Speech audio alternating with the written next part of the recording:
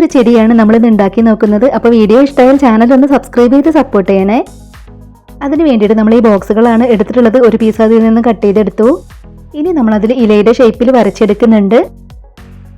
അത് നമ്മൾ കട്ട് ചെയ്തെടുത്തു. ഇനി നമുക്കതിൽ പെയിന്റ് ചെയ്തെടുക്കണം. നമ്മൾ എടുത്തിട്ടുള്ള ഈ ഒരു ഗ്രീൻ കളർ പെയിന്റിൽ കുറച്ച് ബ്ലാക്ക് കളർ പെയിന്റ് ഒന്ന് മിക്സ് ചെയ്ത് കൊടുക്കുകയാണ്. ഇനി നമ്മൾ ആദ്യം ഇലയുടെ അടിയിലാണ് പെയിന്റ് ചെയ്ത് കൊടുക്കുന്നത്. അത് ഉണങ്ങിയതിന് ശേഷം നമുക്ക് ഇലയുടെ മുകളിലും പെയിന്റ് ചെയ്ത് കൊടുക്കണം. ഇനി നമ്മൾ ഇലയുടെ മുകളിൽ പെയിന്റ് ചെയ്തെടുക്കുകയാണ്. അത് ഉണങ്ങി കിട്ടിയതിന് ശേഷം ഇലയുടെ വെയിൻസ് എല്ലാം നമുക്ക് വരച്ചെടുക്കണം. ഇനി നമ്മൾ വൈറ്റ് കളർ പെയിന്റ് വെച്ചാണ് ഇലയുടെ വെയിൻസ് എല്ലാം പെയിന്റ് ചെയ്തെടുക്കുന്നത്.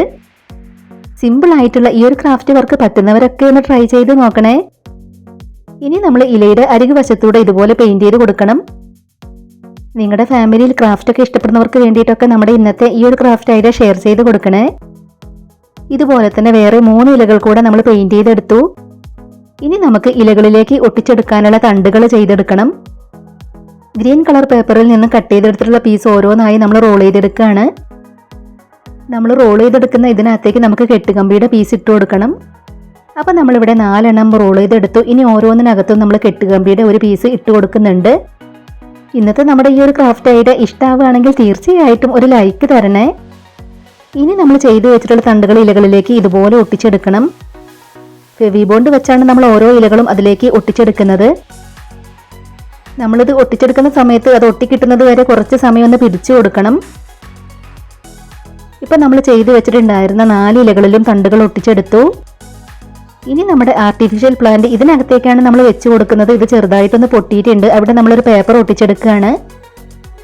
അവിടെ പേപ്പർ ഒട്ടിച്ചെടുത്തതിന് ശേഷം നമുക്കിതിൽ വൂളൻ ത്രെഡ് ഒന്ന് ചുറ്റിയെടുക്കണം. നമ്മൾ എടുത്തിട്ടുള്ള ഈ റെഡ് കളർ വൂളൻ ത്രെഡ് ഇതിൽ മുഴുവനായും നമുക്കൊന്ന് ചുറ്റി കൊടുക്കാം. ഒരുപാട് വെറൈറ്റി ക്രാഫ്റ്റ് വീഡിയോസ് നമ്മുടെ ചാനലിൽ അപ്ലോഡ് ചെയ്തിട്ടുണ്ട്.